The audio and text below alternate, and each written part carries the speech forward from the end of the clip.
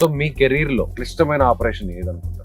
85 starting నుంచి serious repression ఉంది. అంటే ముఖ్యంగా నేను పనిచేస్తున్న ప్రాంతం మాదేపూర్ ఏటున్న ప్రాంతాలు కాబట్టి రెగ్యులర్ గా వాళ్ళు పోలీసు పెట్రోలింగ్ చేయడం అనేది జరుగుతుంది కాబట్టి చిత్రహింసలు పెట్టడం, చంపడం, ఎన్కౌంటర్ కూడా జరిగినాయి కాబట్టి పీపుల్ టెర్రర్ అయినారు. వాళ్ళని బట్టలు కూడా తీసి ఇసుకలో ఒకటి ఎండాకాలం ఇసుకలో ఒకటి పండబెట్టి కొట్టారు. మామూలు సాధారణ ప్రజలు భయానక కొట్టారు. అంటే మీ క్యాంప్స్ కి అటెండ్ అవుతున్నారు అని మేము గ్రామాలని అక్కడనే తిండి, అక్కడనే ఆ పక్క పంట పడుకోవడం. అంటే అప్పటి వరకు తిండి పెట్టిన ప్రజలు మేము పోతే తిండి పెట్టే పరిస్థితి లేదు. అంటే మేము అంటే అభిమానం ఉన్నది. ఎందుకనంటే మేము అక్కడ ప్రజా సమస్యలు పరిష్కరించినాం. మేము కూలీ రేట్లు కావచ్చు లేదా పెత్తందారులకు వ్యతిరేకంగా కాకుండా సమస్యల్ని న్యాయంగా పరిష్కరించడం కానీ ఇవన్నీ చేసినాం కాబట్టి ప్రజలందరికీ మా పార్టీ పట్ల అభిమానం ఉంది. కాబట్టి అలాంటి నేపథ్యంలో అంటే పార్టీకి ప్రజలకు ఈ సంబంధాన్ని విడగొట్టాలి. మమ్మల్ని తిట్టింది, మీరు ఎందుకు వచ్చారు? మీరు మమ్మల్ని చంపడానికి వచ్చారా? అంటే చంపాలన్నది ప్రభుత్వ నిర్ణయం. అది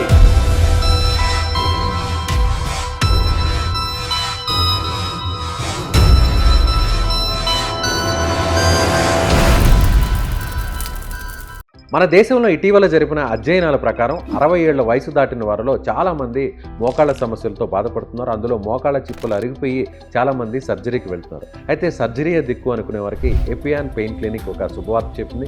ప్లాస్మా థెరపీ ద్వారా ఈ సమస్యకు చెక్ పెడుతుంది. సో ఇమీడియట్గా ఈ సమస్యతో బాధపడేవారు ఈ కింద నెంబర్కు కాల్ చేయండి. ప్రస్తుతం నా ముందు ఉన్నారు మావోయిస్ట్ సీనియర్ మాజీ నేత, కేంద్ర కమిటీ మాజీ సభ్యులు జంపన్న గారు. అంటే ఆయన పేరు కూడా ఒరిజినల్ పేరు నక్సలిజంలో పోకముందు నరసింహారెడ్డి గారు. నమస్తే సార్. నమస్తే. సో మీ కెరీర్ లో ఈ 34 సంవత్సరాల్లో టఫెస్ట్ ఆపరేషన్, చాలా క్లిష్టమైన ఆపరేషన్ ఏదనుకుంటారు? నా లైఫ్ లోపల ఒక 3 times ఒక టఫెస్ట్ ఆపరేషన్స్. అంటే ఒకటి ఏంటంటే 85 స్టార్టింగ్ నుంచి రిప్రెషన్ స్టేట్ వైడ్ గా ఏపీ అంటే ఆనాడు ఉమ్మడి ఏపీలో ఉంది, దండకార్యం ఉంది, సీరియస్ రిప్రెషన్ ఉంది. అంటే ముఖ్యంగా నేను పనిచేస్తున్న ప్రాంతం మాదేపూర్ ఏటున్న ప్రాంతాలు కాబట్టి ఈ ప్రాంతం లోపల క్యాంపులు దాదాపు అంటే ఒక 2-3 గ్రామాలకు ఒక క్యాంపు చొప్పున ఆనాడు క్యాంపులు ఉన్నాయి. ఆ క్యాంపు నుండి అంటే రెగ్యులర్ గా వాళ్ళు పోలీసు పెట్రోలింగ్ చేయడం అనేది జరుగుతుంది కాబట్టి ఆ టైంలో అంటే ప్రజల్ని కూడా విపరీతంగా పోలీసులు కొట్టడం, చిత్రహింసలు పెట్టడం, చంపడం, ఎన్కౌంటర్ కూడా జరిగినాయి కాబట్టి అంటే మీకోసం అంటే మా కోసం, ప్రజల కోసం, అంటే ప్రజలంతా మాకు సహకరిస్తారు కదా. ప్రతి గ్రామం లోపల ప్రతి గ్రామం పార్టీకి సహకరించేదే. అంటే ఇన్ఫార్మర్ గా ఉన్న వాళ్ళని ఇన్ఫార్మర్ అనేది అప్పుడు పెద్దగా లేదు. దాదాపు ప్రతి గ్రామం పార్టీకి సపోర్టింగ్, ఫుల్ సపోర్ట్ కంప్లీట్ గా. ముసలోళ్ళైనా, పిల్లలైనా, మహిళలైనా ఎవరైనప్పటికీ అంటే మేము రోజుకు 3-4 గ్రామాల మీటింగ్లు పెడతామనంటే రెగ్యులర్ గా అర్థం చేసుకోవచ్చు. మేము గ్రామాలని అక్కడనే తిండి, అక్కడనే ఆ పక్క పంట పడుకోవడం అదే జరిగింది. అది అంటే ఆనాడు పెద్ద ఇన్ఫార్మర్ నెట్వర్క్ ఏమీ లేదు. అంటే అలాంటి సిచ్యువేషన్ లో పోలీసులు వచ్చి అంటే నిర్బంధం, అంటే ఎన్కౌంటర్స్ చేయడం అనేది దాంతో పీపుల్ టెర్రర్ అయినరు. అంటే టెర్రర్ అంటే భయానకమైంది అది. అంటే వాళ్ళ యొక్క పంట పొలాలని నాశనం చేసిండ్రు, బియ్యం లోపల ఇసుక కలిపిండ్రు, వాళ్ళని బట్టలు కూడా తీసి ఇసుక లోపల ఎండాకాలం ఇసుక లోపల పండబెట్టి కొట్టిర్రు పోలీసులు. సీరియస్ గా మామూలు కాదు, మామూలు సాధారణ ప్రజల్ని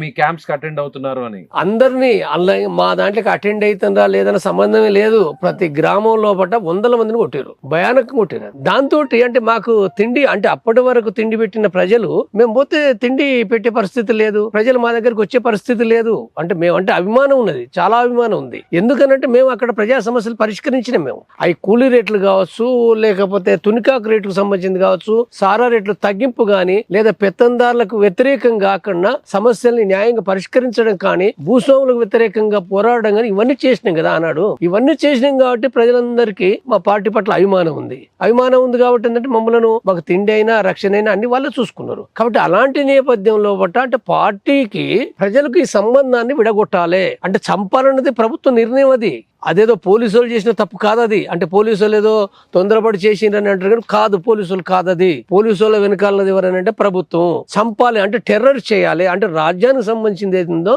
ఒక భయకంపితను చేయాలి. ప్రజల్ని కొట్టడం ఏంటిది? అసలు బియ్యంలో ఇసుక పోసుడు ఏంది? ఇళ్లను గాలబెట్టుడు ఏంటిది? ముసలులను కొట్టుడు ఏంటిది? ఇదంతా చిత్రహింసలు ఏంటి?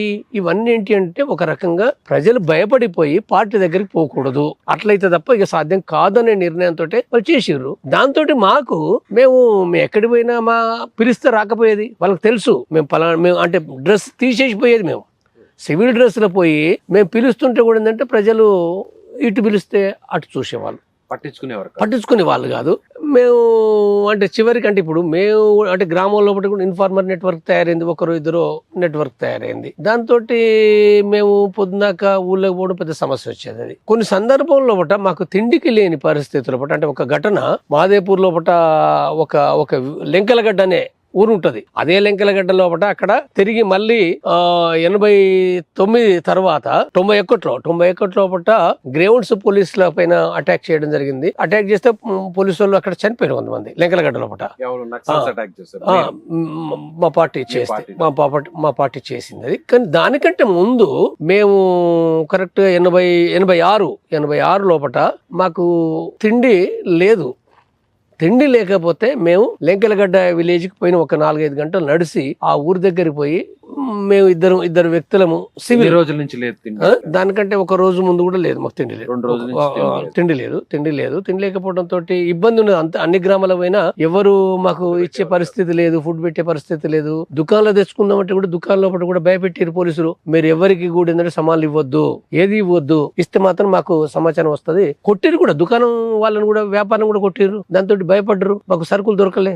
అలాంటి పరిస్థితుల్లో మేము ఆ లెంకలగడ్డకు పోయి ఒక దుకాణం ఉంది మాకు రెగ్యులర్ గా తెలిసిన దుకాణమే. సరే ఏం చేద్దామని చెప్పి మేము పోయినాం. మేము ఇద్దరం సివిల్ డ్రెస్ లో మేము పోయిన తర్వాత ఆ దుకాణం లోపల ఏమీ లేవు, బియ్యం లేవు, ఏం లేవు అనే విషయం చెప్పారు వాళ్ళు. మరి తిండికి లేదు, మీరు ఏదన్నా మీరు తినేదన్నా ఇవ్వండి అని అంటే వాళ్ళు జొన్న గట్క మా దగ్గర ఇదే ఉందని చెప్పి బహుశా 1-2 కేజీలు అవుతుంది అంతే, అంతకంటే ఎక్కువేం లేదు. అది ఆ గట్క మేము టవల్ తీసుకపోతే ఆ టవల్లో పోసిండ్రు వాళ్ళు. జొన్నలు గట్క జొన్న పిండి పోసిన తర్వాత ఏంటంటే ఈ లోపు ఊర్లో ఇది ప్రచారం అయింది. వచ్చిర్రు అని చెప్పి ఏంటంటే ఊళ్ళో కొంతమంది పెత్తందారులు ఎవరైతున్నారో అంటే ఈ పెత్తందారులు అంతకుముందు మాకు లొంగి ఉన్న వాళ్ళే, కానీ ఎప్పుడైతే పోలీసులు వచ్చిర్రో వీళ్ళు మళ్ళీ పెత్తందారులు మళ్ళీ ఆర్గనైజ్ అయ్యి మొత్తం ప్రజలందరినీ పట్టుకుని వచ్చేసారు. మన ఊరికి ఇప్పుడు నక్సలైట్లు వచ్చిందంటే మన అందరికి దెబ్బలైతే చనిపోతాం మనం.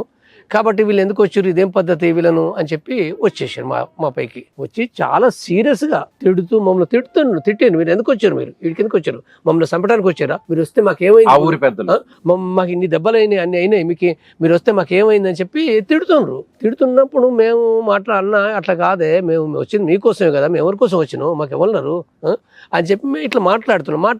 వాళ్ళు ఇనులేదు పెత్తందారులు. కానీ జనంతో మేము మాట్లాడుతున్నాం కాబట్టి జనం సైలెంట్ అయ్యారు. జనం అర్థం చేసుకున్నారు, సాధారణ జనం అర్థం చేసుకున్నారు కాబట్టి పెత్తందారులు కూడా మాట్లాడే పరిస్థితి తగ్గిపోయింది. అది తగ్గిపోయిన తర్వాత మళ్ళీ వాళ్ళు తగ్గిపోయి మళ్ళీ ఏం చెప్పినట్టే, మీరు వస్తే మాకు దెబ్బలు అవుతాయి కదా, మీరు వచ్చారు సరే మీ బాధలు కరెక్టే, మీరు మా కోసం వచ్చారు, కానీ మీరు వస్తే మరి మాకు ఇది అవుతుంది కదా అనే విషయం వాళ్ళు మాట్లాడారు.